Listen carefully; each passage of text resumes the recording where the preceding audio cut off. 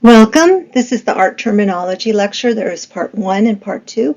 Hopefully learning some of these vocabulary words will help you with art history, understanding art, even talking about art. Welcome, and we're just going to start. And feel free to email me any questions. Okay, first of all, art terminology, A through M. There's a lot of different terms that we use, but they're all very, very important. And some memorization is required if you are taking this as a credit course.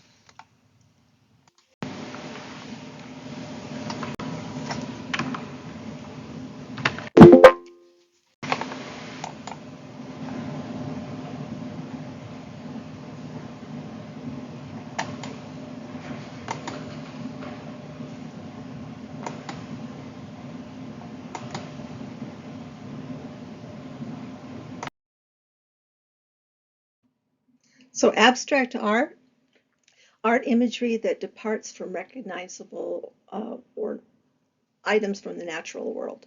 Artwork that is simplified, non-representational. It's not always simple though. Look at this particular work by Vasily Kandinsky. It's very active. There's lots going on, lots of different organic shapes, overlapping, all different types of things to indicate that, again, abstraction can be simple or it can be more complex, but it doesn't look like anything that you would find in the natural world. So this is study for composition 7. Vasily Kandinsky is credited for being the father of abstract art. He's the one that discovered it when he leaned basically he took one of his paintings that he was painting. It was probably a scene of a village or something like that, leaned it against the wall, and it was either upside down or on its side. Those are the sort of things art historians argue about. It's not really relevant. But basically, he saw it in a different way, and abstraction was born because he was like, oh, I kind of like it that way. So, overlapping organic forms, random lines, lots of color. Sometimes it's just a few colors. So, abstract art. Oh, and for Vasily Kandinsky, the color blue is particularly spiritual. Indeed, he wrote concerning the spiritual in art. He was also an art teacher.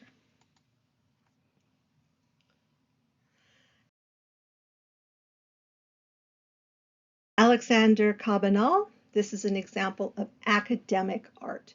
Academic art is art that follows the rules. It's more traditional, it's more mainstream. Oftentimes artists go to school to learn the rules and learn shortcuts and learn how other artists have gone on before, but then they develop their own voice, their own style, their own oeuvre. Again, my definition is it's art that follows the rules. Now, this was very well received in its time. In fact, Napoleon III paid 40,000 francs for it, and he received awards for this. It's very, very refined. It's very elegant. There's no pubic hair on this goddess. She is perfect. She doesn't have to spend $1 million like Kim Kardashian and have all the hair off her body removed. No, she's a goddess. And here we also have putti, little angels that are flying right above her. If you know anything about the birth of Venus, some of her offspring are indeed famous, like Cupid, also known as Eros, E-R-O-S. So this is an academic example. It was very well received. People loved it. It is stunning. It really is quite stunning. But it's art that follows the rules.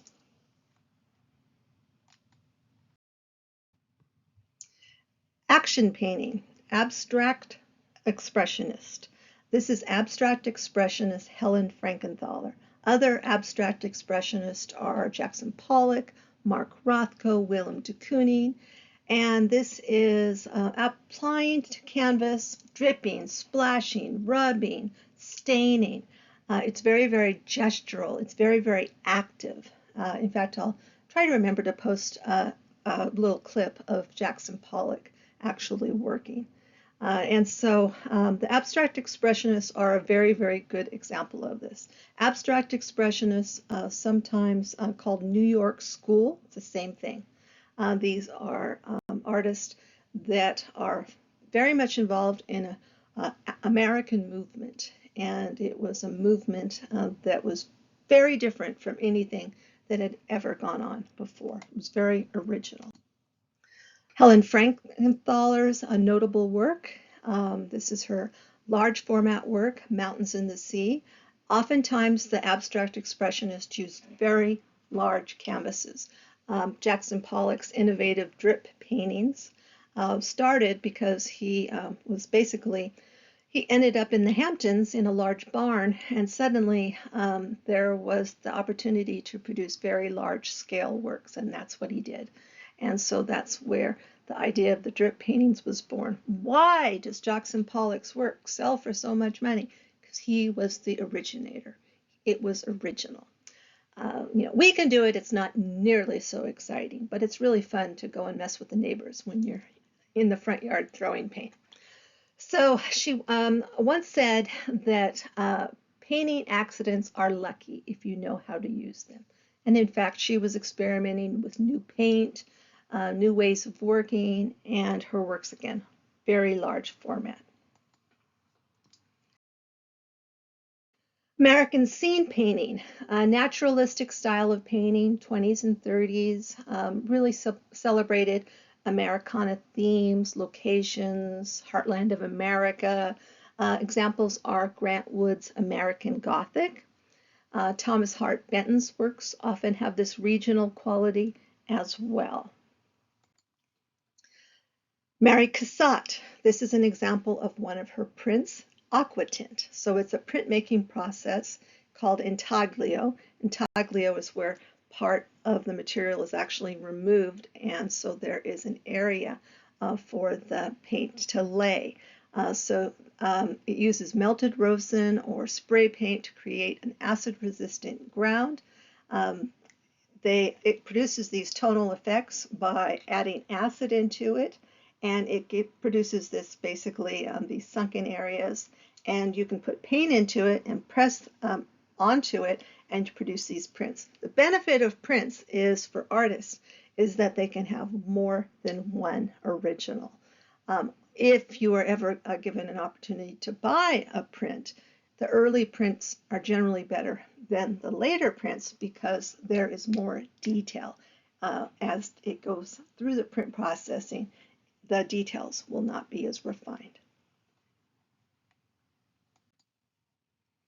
Women bathing, 1890 to 91, Aquatint. This particular work shows Japonism. Japonism was the space is a little more shallow. It doesn't go way into the picture plane. And Japanese motifs and palettes like the dress with the olive green and the rose color and the white. All of these things were influenced by Japan. Trade with Japan was opening in the mid-1800s, and in the mid-1800s, products were coming into Europe and people were enthralled with the style. It was new, it was innovative, it was different. And so it became very much in style into the late 1800s, and then Japonism stayed with the American Impressionists into the 1900s, early 1900s. So it was around for a while. And so you occasionally see Japonism. Cassatt exhibited with the Impressionists, and she also experimented with photography. And so this has interesting cropping, like photos.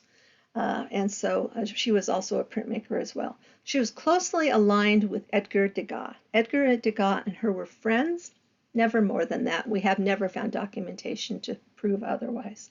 But Edgar Degas and Mary Cassatt definitely were friends, although at times they would not speak to each other because they'd get mad about something rude that one of them said. And it was usually Degas because he said rude things and often said rude things about women. So let me move on.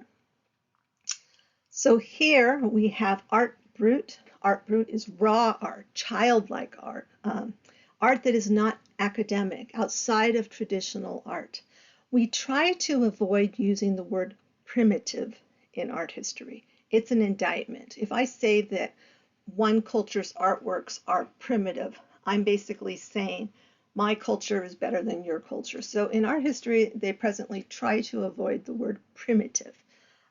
Even though you may be quoting somebody who's using the word primitive in brackets, I would write, tribal art or childlike art or simple art, but try to avoid the use of the word primitive. That's been going on for about the last 20 years. Jean-Michel Basquiat admired Jean Dubuffet, and also Cy Twombly. Okay. This is a cover for Jean-Michel Basquiat. Unfortunately, he did not live to be an older man. He died at 27 years old from a heroin overdose. I recently saw a wonderful exhibition in LA that was presented by Basquiat's sisters. And it's a lot of original items that had never been shown before. And so if you are in LA, that's across the street from the Broad, and it's called The King's Pleasure. And again, it was done by his sisters. For this particular photo shoot, the photographer said he had a hard time talking him into wearing shoes. In fact, he was unable to talk him into wearing shoes. And I guess the publisher was having a fit, and the photographer's like, he's an adult, he's not going to wear them. And honestly, I think that's what makes this pretty fabulous. Here he is in the suit, and he's got a paintbrush, and he I don't know, he just looks great. It's a great picture, and it's an artist I admire a great deal. So some of his works have features of art brut, but his works also associated with graffiti art, because of course he was known for his early production of graffiti art, and then he started doing paintings, and he ran into Warhol, and he gave him little index cards, or he sold them little index cards that had little artworks painted on them. So that was how they met and ultimately became good friends. So we have here Basquiat Untitled, 1982, and Self-Portrait, 1984. Some of the best Basquiats are produced in the 1980s. And again, he had a very short career because he was so young. Some of his works sell for huge amounts of money. He uses a lot of mixed material, mixed media in his works, crayon oil sticks, oil, sometimes lots of different materials.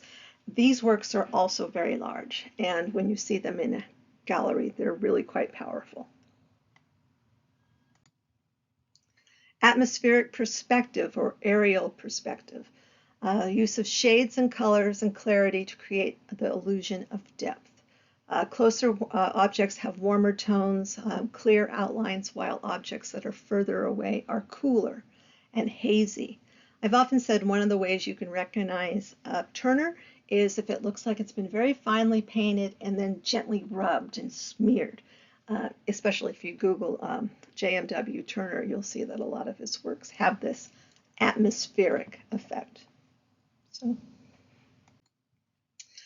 So here we have foreground, middle ground, background.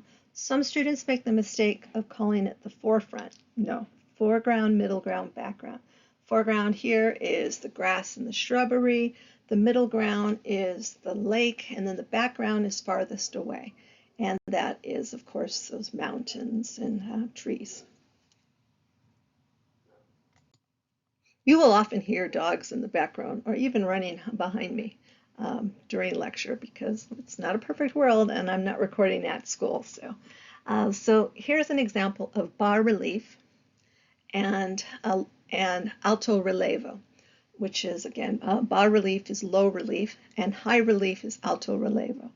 Bas relief is sculpture that is carved with very little depth. It's only a little bit above the surface. High relief is deep, very detailed. The figure here looks like she's about ready to step out of the stone. She's a yakshi. And so here's an example of low relief and high relief. And the first one is a Greek stele. So here we have examples of these yakshi or nature spirits or tree spirits, and they protect the treasures of the earth. And again, they're very full, they're very abundant, and again, they're really quite lovely and curvy.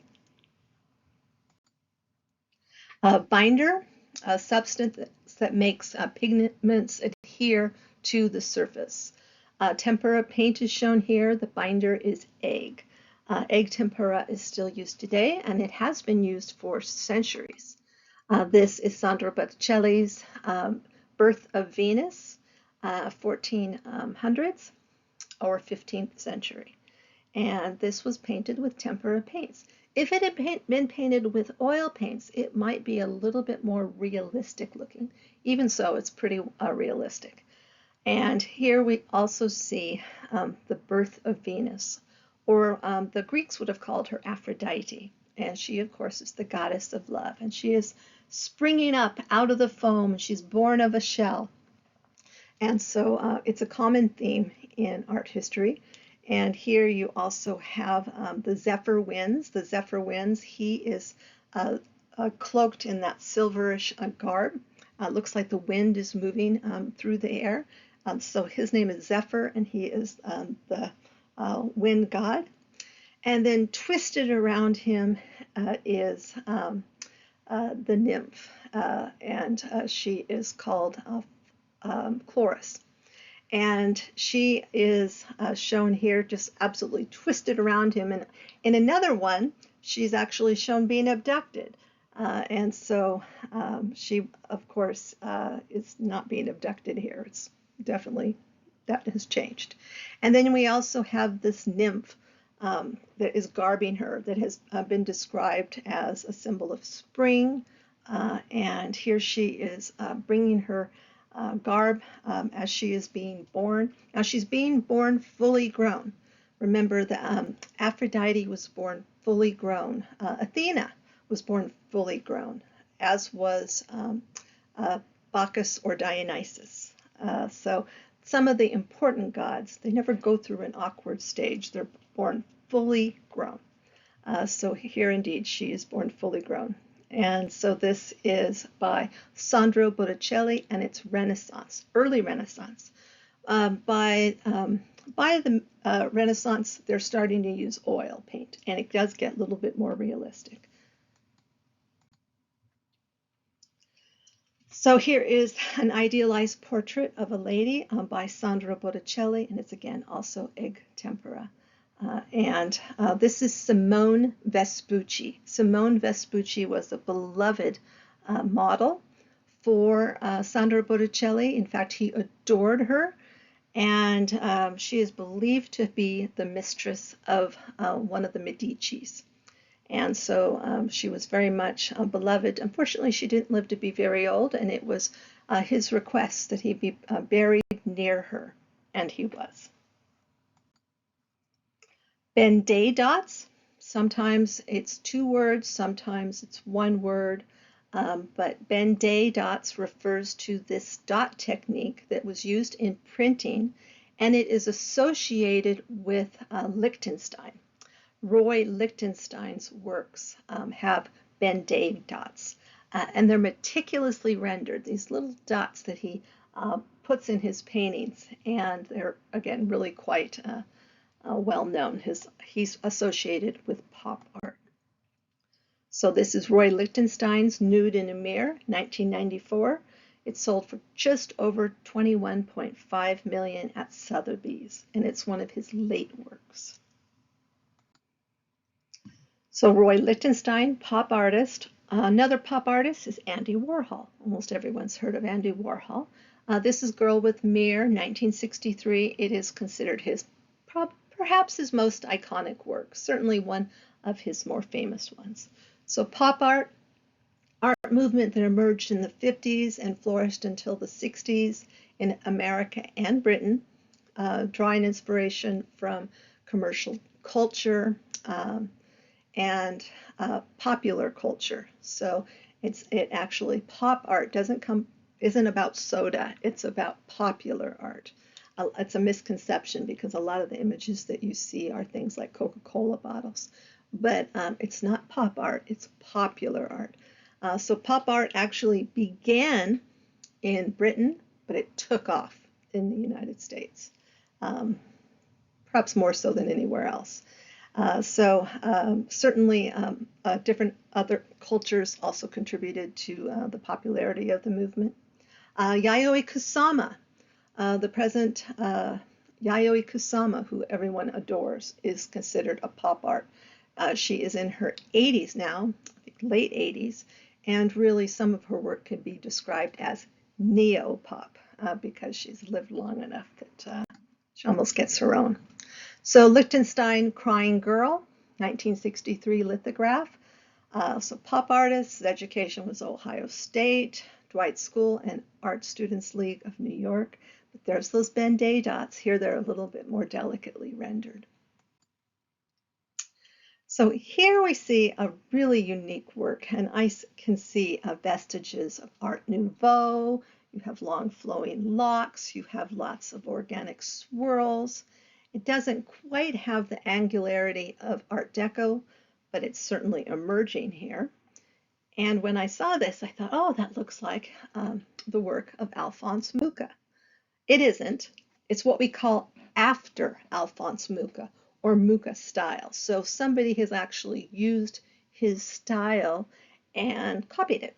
And so when that happens, we refer to it as after Warhol or after Lichtenstein, to at least give honor to the fact that we are blatantly copying the style. This is also what you would call bohemian.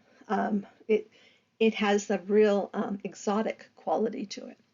So it's derived from the gypsies of the former Czech Republic. Mucha, Alphonse Mucha, was a Czech, and they moved around. They were wanderers, travelers, artist, writer, or creative are sometimes referred to as bohemian. This is kind of a way of saying that you're outside of the mainstream. Maybe you dress a little bit like the 70s, so you have a bohemian look. So it is still a word that we use today. So not a rule follower. Canon of proportions, set up ideal ratios in art and measures. The various parts of the body were to be set in proportion with the whole body. This idea of a perfectly proportioned body was something that was studied by the Greeks and later the Romans as well. And this is an illustration of the canon of proportions by the Greek sculptor Polykleitos. And so here he basically said that the head should be 1 to 7 of the rest of the body. That should be the ratio. But then you have Lysippos who comes along and goes, no, it should be 1 to 8. That should be the correct ratio. And so these are both called canons of proportion in art history. And it refers to the artist Polykleitos and the artist Lysippos. Lysippos was basically the court sculptor for Alexander the Great. Alexander the Great, who was Macedonian, only allowed Lysippos to sculpt his image, it was said. So the Dorophoros, spear thrower, classical art. Artist is unknown, but it does use the canon of proportions. So that idea of 1 to 7 ratio. So the head is 1/7 of the rest of the body. The original would have been produced around 440 before Common Era, and it is marble. There are many Roman copies of a Greek original. You will sometimes see that when you go into a museum. It will say Roman copy of a Greek original. The reason that is because a lot of the originals were bronze that were melted down during war. And so some of those originals are not available to us. We only have a Roman copy of a Greek original. But here we have the Riachi warriors The Riachi warriors are bronze, and these are in the severe style or the early classical style. And they're not quite as natural as the Dorophoros, but they're certainly moving towards it. And so let me move on. Calligraphy. Calligraphy is often shown on some artist works. This is Shirin Nishad. Shirin Nishad did a Woman of Allah series. She's a provocative artist. She's no longer welcome in her own country. She is very interested in women, women's rights, women's place, women's culture. And so she often has hand lettering in her work, or again, calligraphy. Calligraphy is considered sacred in some cultures. And so it is a very sacred tradition, oftentimes in Nishad's work as well. Catacombs, underground system of tunnels used for burying or commemorating the dead. This is the St. Priscilla catacombs in Rome, and they're dated 3rd century. Some of the earliest art is in the catacombs. There are some images of second century and 3rd century paintings that are very rough because they're on limestone. But they are in these catacombs. I've been in them. They are amazing. The one that I went to was the St. Calixto, 120 feet below ground. And it was very cool. And in summer, it was kind of nice to be in a cooler environment because it was in the 90s above ground, but it was very cool below ground. And you can actually tour the catacombs today. Central plan church. A central plan church is not a traditional cross church where you have an elongated cross. It's a central plan. It's a cross plan, but it is round, polygonal, or cruciform. And here we have some examples. They were very popular in the 4th and 5th centuries. Santa Constanza in Rome is an example. And so we move on. This is a cross plan or a Latin cross plan. And this is the one that you're probably more familiar with. A lot of churches are arranged in this way. One of the holiest parts of a church is the apse, which is the very, very front. And there's the sanctuary right in front of it. And then you have the north transept, the south transept. The nave is where the people sit, and the narthex is where they enter. And so the first one is more of the vocabulary words and the map that you would probably need to have some understanding of. Now, sometimes they have little chapels that are arranged around the sanctuary. You can see that in the second drawings. And often those little chapels would have paintings in them. And the very wealthy would have these small chapels that were arranged around the church, and they would be dedicated to the families that donated a lot of money or whatever. And then they would also decorate it with perhaps a Caravaggio or a few Caravaggios. And so this is an example of a cross-plan church.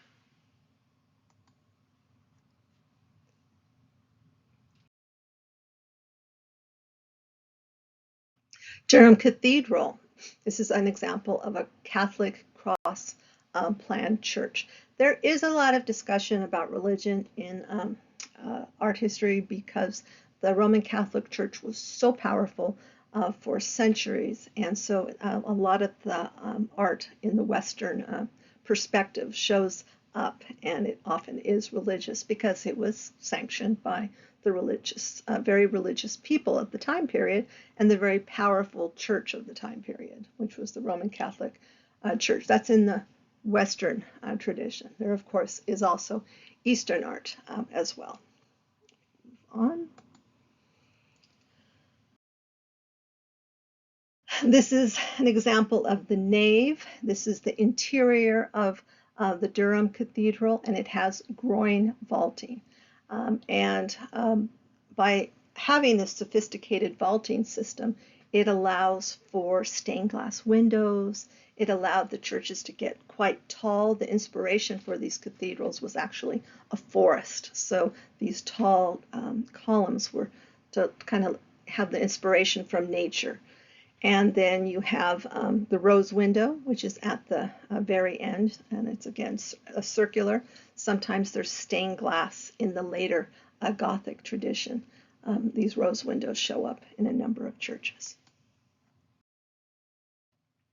Georges de la Tour, the newborn.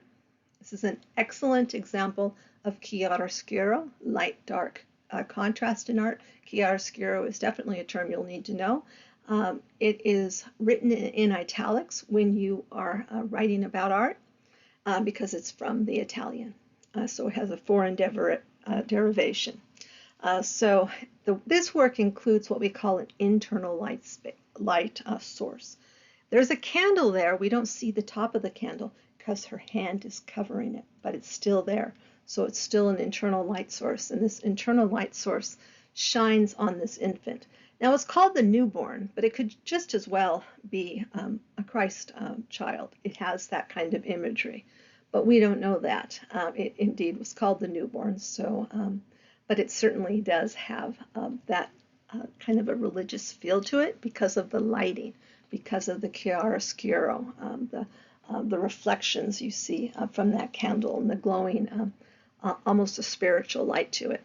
Georges de la Tour was a French follower of Caravaggio, and so Caravaggio is certainly one that you'll learn this semester. Enough said for now. So here's an example of a Caravaggio, and this is the Madonna of Loreto, and it is in a church that is kind of tucked away behind the Vatican. And it is the 1604 Basilica of Saint Agostino. And so here you see an excellent example of chiaroscuro done during the Baroque period. Caravaggio is a Baroque artist, and certainly a pretty famous one as well. This work is stunning. It's very, very large. One of the signatures of a Caravaggio is the naturalism. The dirty feet. I mean, he has these figures that are on their knees to greet the Madonna of Loreto, the Virgin and Child. And he was actually criticized for some of this naturalism, but of course today we all love it.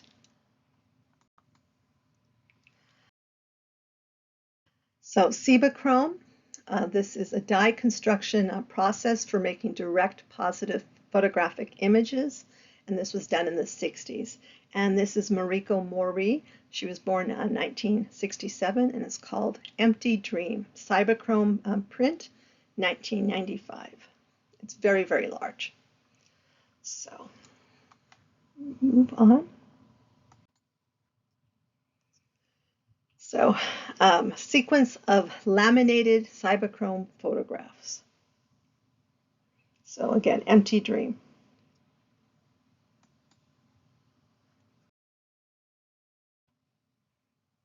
So in 1991, Ilford changed the name of its patented Cibachrome to Gloss Long-Term Color Permanence Polyester-Based Materials.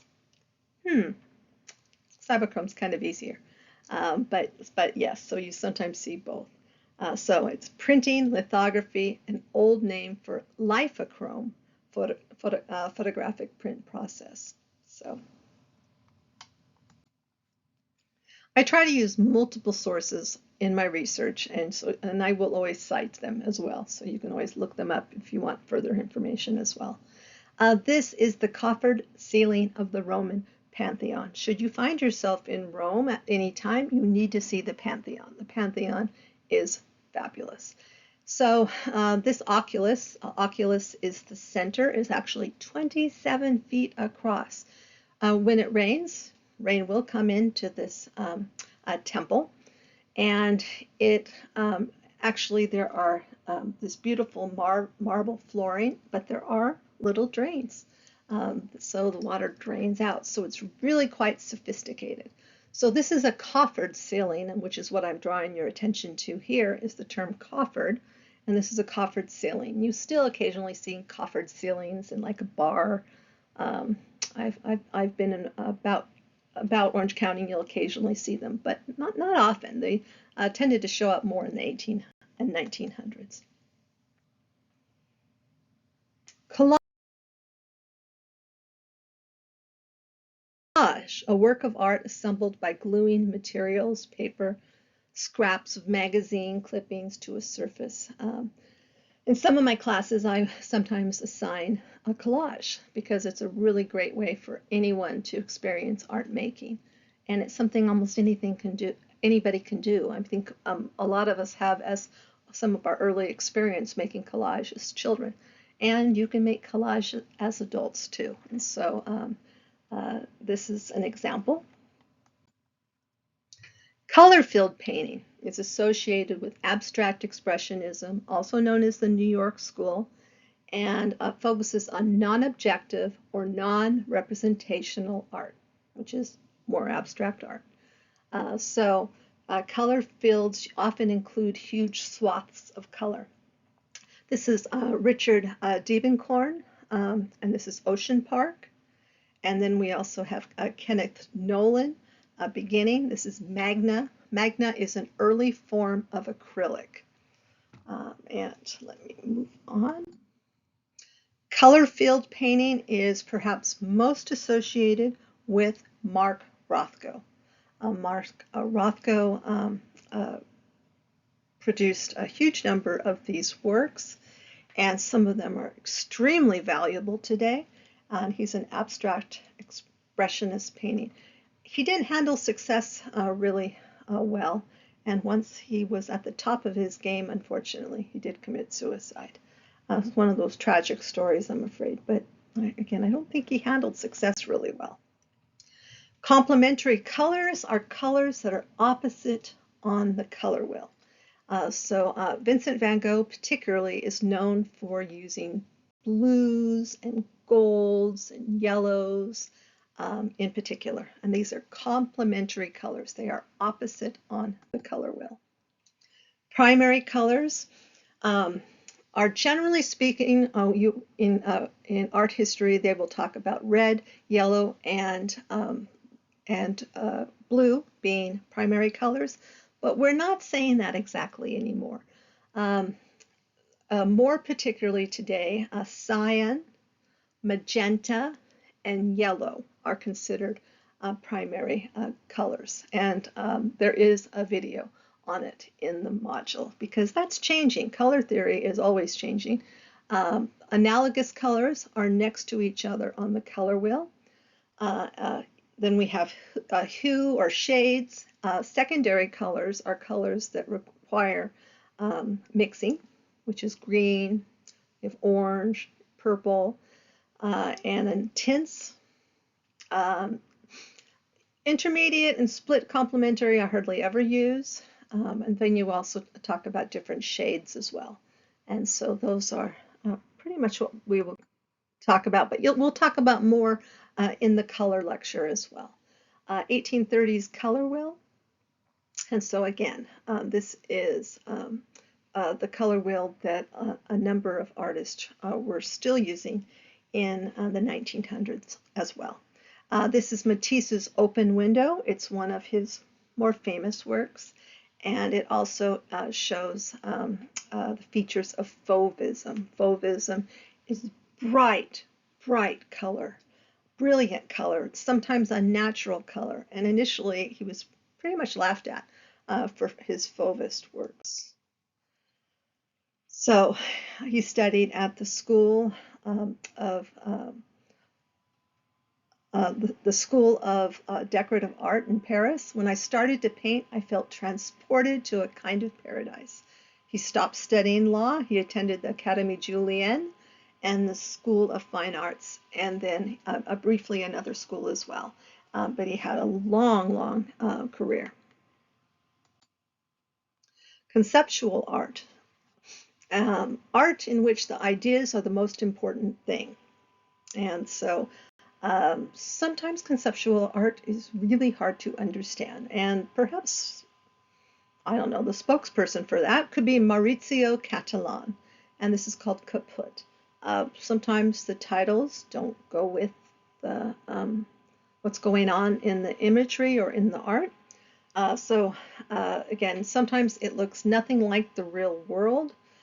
Conceptual art and non-representational art can be used interchangeably as well.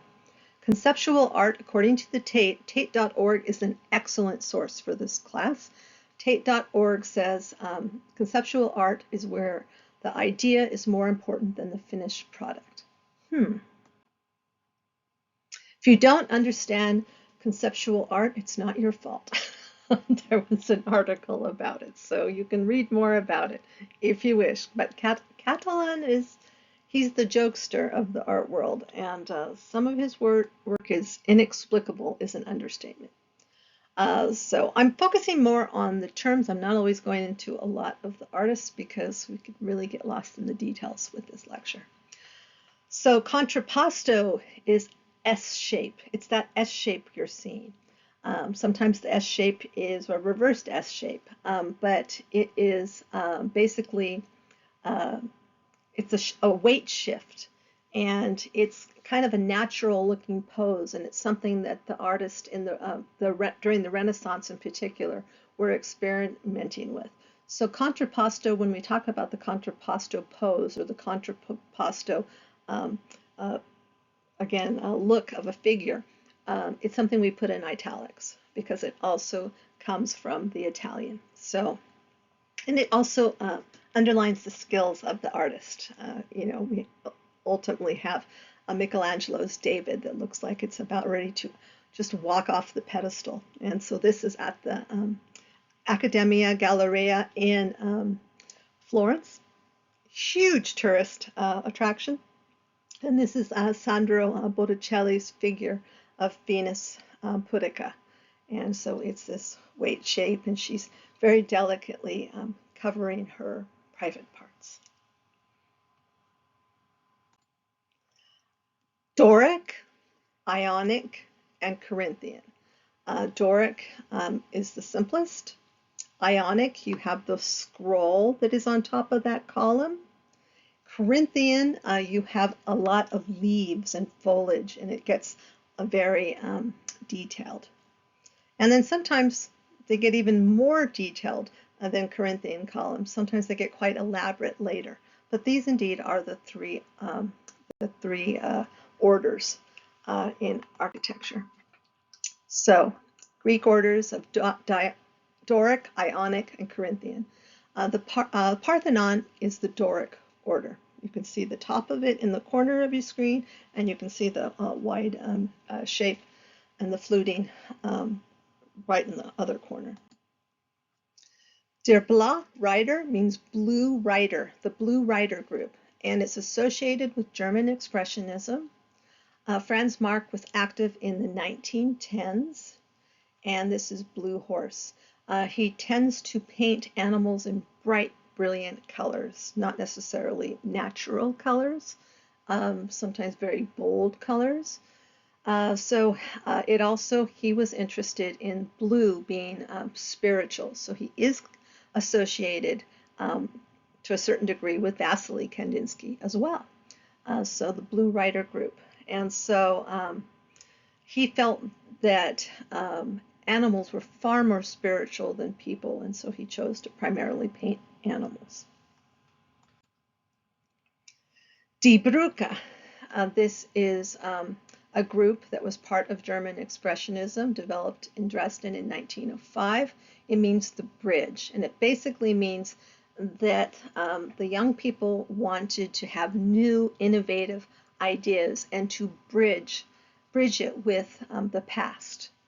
And again, it's just means the bridge, but it's associated with German Expressionism. Ernst Ludwig Kirchner is an example, and they were founded by Kirchner, Haeckel, Rottluff, and others. And so again, this idea of bridging the past and the present with new ideas. And I think it's what a lot of young people want to do. A dry point intaglio printmaking, a process where the artist raises a burr when gouging the printing plate. And this is Rembrandt's 100 Guilder print. And this is one of his famous works because it sold for such a high amount. 100 guilders was a lot for the time period. And so this is where he is basically healing people. And it is this really interesting, you see a lot of values in this. You see a lot of light and darkness. And so it's really amazing. He gets this with a print.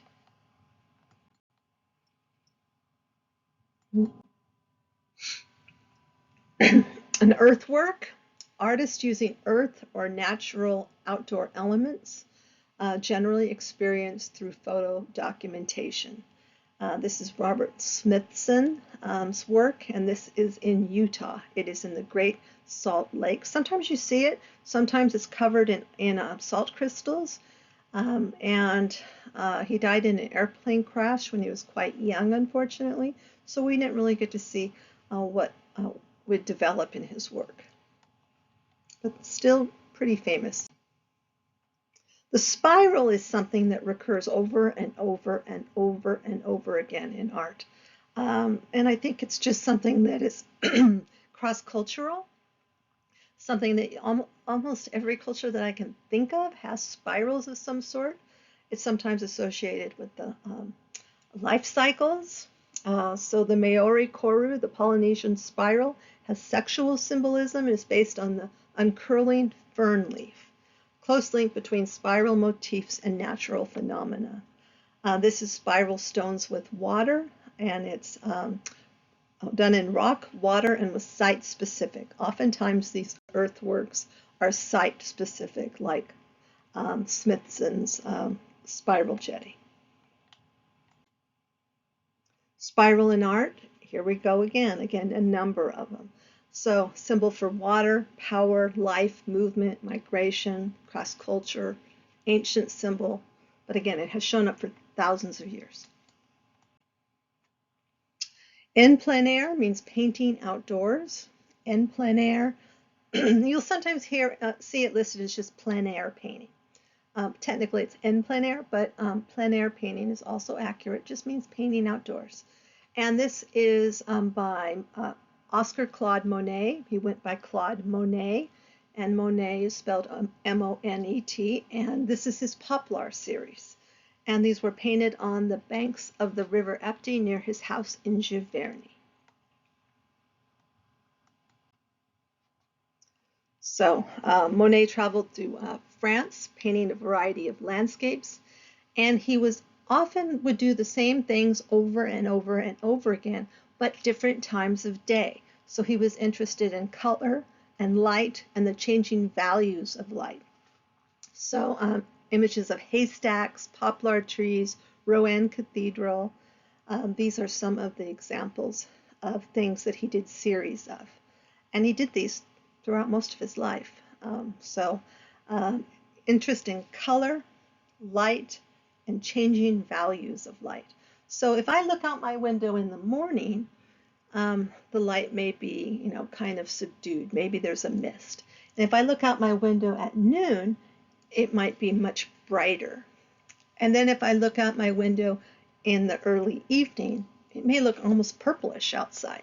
So the color of light changes. And so that's what he was interested in, and that's what he got a lot of attention for. He gets a lot of attention for in art history. So what is the best Monet painting? The most popular is considered to be his Japanese bridge paintings. And he did more than one of them. But it's been reproduced and reproduced and reproduced and reproduced. And so Monet's work is very distinctive. After a while, you'll develop an eye for it, although sometimes you can confuse it with other Impressionists. But there's generally a pastel palette, interest in color and light in different times of day, and often the same objects over and over. The brushwork tends to be loose, little dots and dabs of painting, It's not tightly controlled like academic painting. And it was something that initially was not popular at all. It was actually considered rather shocking, which is kind of rather shocking for us.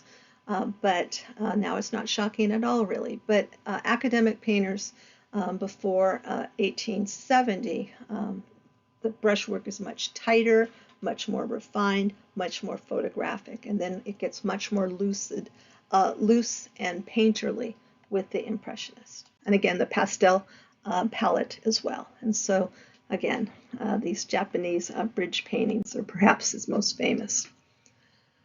And it has been mass produced and appropriated many, many times. And so, appropriation is where you change at least 10% of it and make it your own in some way, but it also reflects on the art of the past. So, he produced many series of these water paintings, and this Japanese bridge was something that existed on his Giverny property.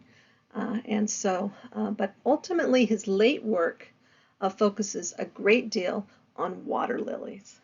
His eyesight was going, he loved his garden, and he was very preoccupied with water lilies. So his late work, almost exclusively water lilies. We often talk about elements of art, and when we talk about elements of art, we're talking about line and texture and tone and shape and color and form and space.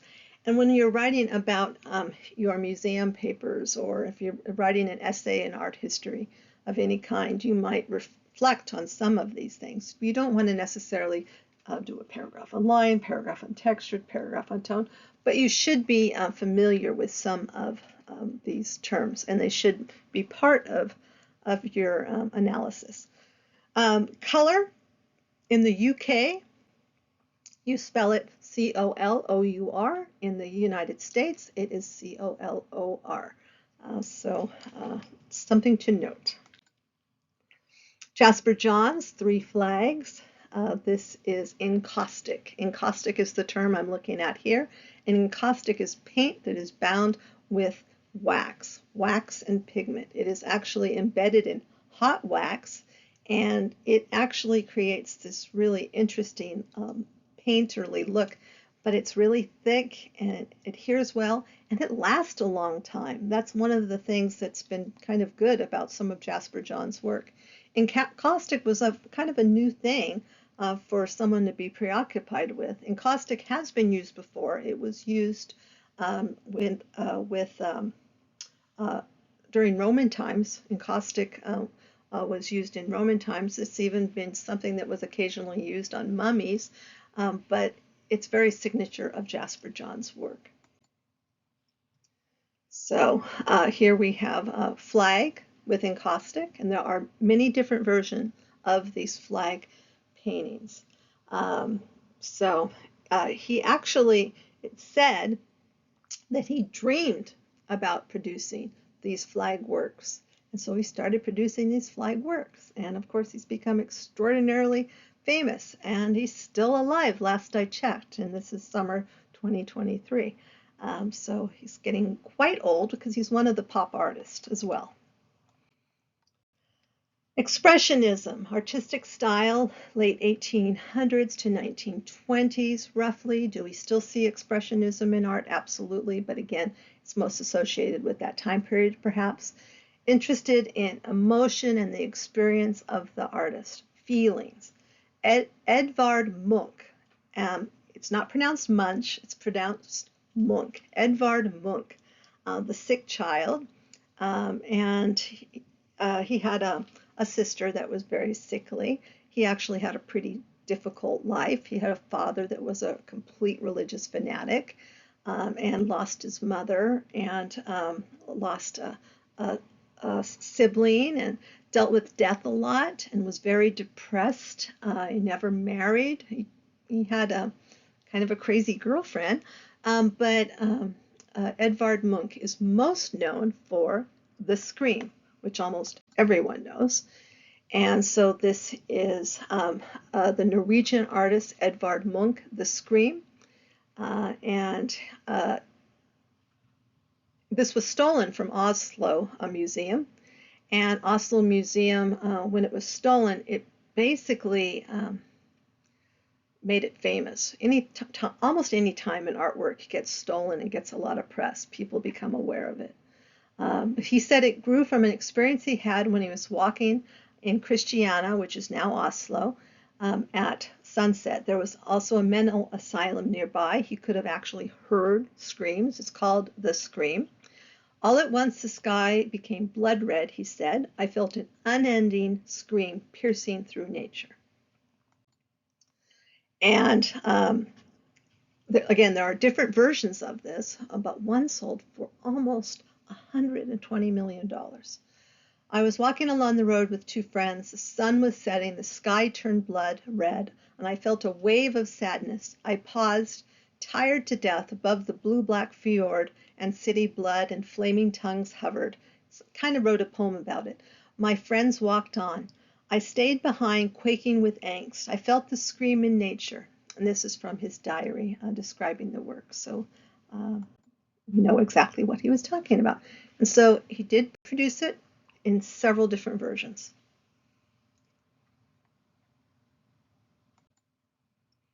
Faience. Faience is quartz or sand ground and heated at a very high heat to create shiny glass material. This is a faience example of hippopotamus from the Middle Kingdom, Egyptian culture, and this is from 1961 to 1878, before Common Era, so several thousand years ago. It's a pretty cool work, though. And these are example of some faience beads. So these are all different colors of faience. You also have Ushabti figures, sometimes called Shabti figures, sometimes Ushabti figures. And these Ushabti figures are often made out of faience as well. And here are some examples. Fin de siècle means end of the century. Fin de siècle, there's fin de siècle artworks that were produced in 1999, and there were fin de siècle artworks that were produced in 1899. Now, most of the time when I'm talking about it, I'll be talking about 1899, and that is artworks like Henri Toulouse de Lautrec, Odilon Redon, also Gustav Klimt. He's more associated with Art Nouveau, but he was also producing works that were part of the fin de siècle, end of the century. And so at the end of the century, art tends to be either really, really festive or really, really depressing, one way or the other. The work, The Scream, is also a fin de siècle work. It's an end of the century work as well. And it has that weird dynamic of, I don't know, being pretty depressing. This is Jane Avril. She was a dancer, and she was someone that Henri Toulouse-Lautrec admired a great deal. And this was a work that he produced. These were huge posters, and they were frequently stolen, and they were frequently reproduced because they kept getting stolen. But in this time period, only the very wealthy had art. If you weren't wealthy, you did not have art. So they start producing these huge posters that suddenly became very appealing to the lower classes and the emerging middle class. There wasn't much of one, but there was a little bit of one. And so these huge posters started getting stolen, and they kept getting reprinted and reprinted and reprinted. And Henri Toulouse-Lautrec became pretty well known. So now this is Gustav Klimt's The Kiss, and it's a square work. It's actually 70 by 70 inches.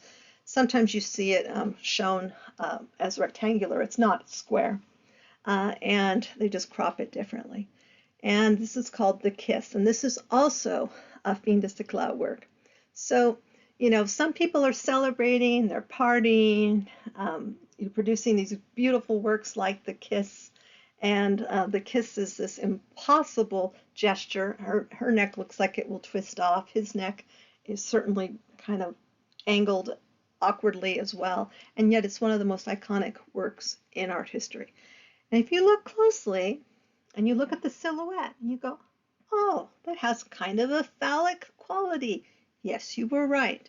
And Gustav Klimt loved the ladies, lots of them. There were 14 claims for paternity after his death in his 50s. Unfortunately, he died young of pneumonia, they believe.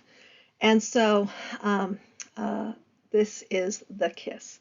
We're not entirely sure what woman this is. I think she's kind of a mix of a few of them, but that's my personal opinion.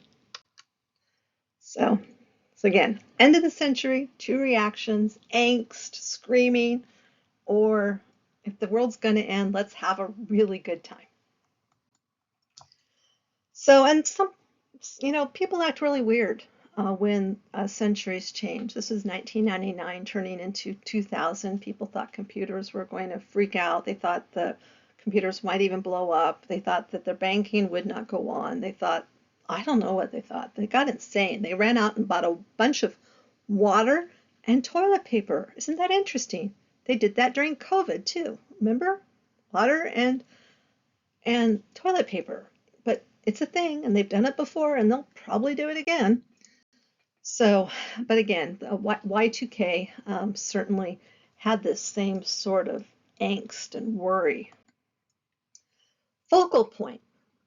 This is the something that draws your eye, and sometimes it's a larger figure, sometimes it's a deeper color, sometimes it's obvious in this particular work, and so the focal point is the center of interest or activity. Foreshortening. This looks awkward, and it's kind of meant to look awkward because if you're standing there looking at this figure, then it is going to look this way. It is going to look kind of distorted. You know how you sometimes take a picture with your camera and it looks really distorted? It's the same way. This is called foreshortening. And so it looks awkward. A technique of depicting an object or human body in a picture to produce an illusion of projection or extension in space. So he looks kind of almost squat. Um, doesn't look normally sized, and it's because of your vantage point. Gouache. Gouache is a mixture of watercolor and Chinese white chalk paint. It gives a more matte, opaque look. It gives the watercolor a little body. Give me a choice of watercolor or gouache. I'm going to pick gouache anytime. If you haven't tried it, try it. For about $7, you can buy a box of gouache, maybe $8 at Joann's. It will be student grade. It won't be fancy, but you'll get an idea what I'm talking about. It's kind of in between acrylic and watercolor. It has a little more body because it has that Chinese white um, chalk in it. Grisaille. So yes, it has a weird pronunciation. Grisaille. It's from the French, so you would produce it or write it in italics. Painting in gray, monochrome, either as base or underpainting for the finished work. Grisaille may be the finished work. It may be a work that's finished this way. Some artists have done Grisaille as a study. This is a study for Odalisque in Grisaille, and this is at the Louvre Museum in France and dated 1814. Jean-Auguste Dominique Ingres, sometimes look at the spelling of this name. Sometimes it's pronounced Ang, sometimes it's pronounced Ingres, but again, Ang, Ingres, it's that artist. And it kind of depended on who was teaching it, frankly. But I've had professors use both pronunciations. Both are correct. But Ang or Ingres. But it's not Ingress. That's not right. And you will occasionally hear videos on YouTube where they mutilate this name. But it's Ang, like A-N-G, or Ingres. Odalisque and Grisaille. And this is La Grande Odalisque. This is the painting in the same subject. It's really kind of a epic, famous artwork in art history as well. And this is Ang or Ingres, La Grande Odalisque. This is also what we call mannerism. Mannerism is something I'll probably talk a little bit more about, but mannerism is where, do you see how it looks like she has an extra vertebra? She's so stretched out. Mannerism is where certain parts of the body are elongated. It might be an elongated thigh or an elongated neck or an elongated back to make it look, the female or the form look more graceful, or I don't know why, but mannerism was a thing, particularly during the Renaissance. But again, off and on, you have periods of it. Michelangelo has some mannerist sculptures, and this is certainly mannerism. She's also been described as a woman with an extra vertebra. She's also very pear-shaped. Her hips are fairly full, and her upper torso is more natural.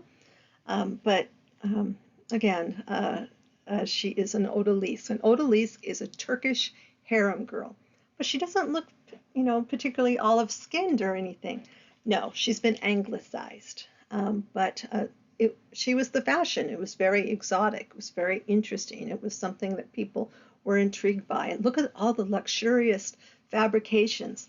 And so there was these stories of women being abducted and taken as part of a harem. And so these odalisques were, and these stories about them were something that some people found quite fascinating. Hierarchical scale. This is where the larger figures are more important than the smaller figures. And so I'll use the scale to denote the importance of subjects or individuals. And so here you have a very, very small woman, and then she's in front of a much larger figure. And then in the second one, same way, very large man, not so large woman. And it's not because she was teeny tiny, it actually shows his importance over hers. So, hierarchy of genres. So, genres are different types of painting, but they can also be, a genre can also mean everyday scenes. So when we talk about a genre work, we're talking about an everyday scene. But when we're talking about the hierarchy of genres, we're talking about something else, just to be confusing. So yes. So these are different genres. These are hierarchy of genres. The lowest was still life. Right above that is animal painting. Above that is landscapes. Genre painting are scenes of every day. And then above that is portraiture and history painting. At the very, very top is history painting, mythological works, biblical works, allegorical works. All of those are history painting, allegorical works. Again, those are like the top. But portraiture was important, certainly portraits of king and queens. Genre works, scenes of every day, not as important. Landscape painting, people were very dismissive of for a long time. Animal painting below that, and then still life painting is again pictures of flowers. I've always told my students, if you get real hungry though, start taking up animal painting. People like having pictures of animals, especially their own pets. So in any case, this is an example of what we call hierarchy of genres. Icon means image, iconography, signs and symbols in art. Iconoclasm is the breaking of images. There have been periods of iconoclasm during war, during conflict, over and over again. But there definitely have been periods that were more noted than others. Vladimir Virgin, she's a 12th century Russian icon. She's even been carried into war. And she is done in tempera. And again, it's really quite gorgeous. During the 8th century, almost all Byzantine churches had human and animal images deliberately annihilated. And this is called iconoclasm, the breaking of images. Doesn't always happen, but it sometimes does. Illusionistic ceiling. This is Andrea Pazzo's ceiling in Rome called The Glorification of Saint Ignatius, and it's Baroque. It is absolutely, positively stunning. It is walking distance from the Pantheon, and if you ever go to Rome, everyone should see this. I think it's just as important as Michelangelo's Sistine Chapel, and not nearly as many people are there. You literally feel like the ceiling is opened up. Interestingly enough, the church did not have enough money for a dome, and so the artist produced a fake dome. And it's amazing. It is absolutely amazing. And that's Andrea Pazzo's glorification of St. Ignatius. Impasto, thick application of paint. Sometimes the paint looks like cupcake icing. This is a thick application of paint. Sometimes it's also done with a palette knife. Very fun to do. Intaglio is an engraving or incised figure in stone or other hard material pressed below the surface that an impression yields an image in relief. Weeping Woman, this is intaglio, another definition, design incised or engraved into a material. If the material is actually taken out, it's called intaglio. The opposite is here you have the material is raised up that you print with. This is the opposite of intaglio, and this is woodblock printing.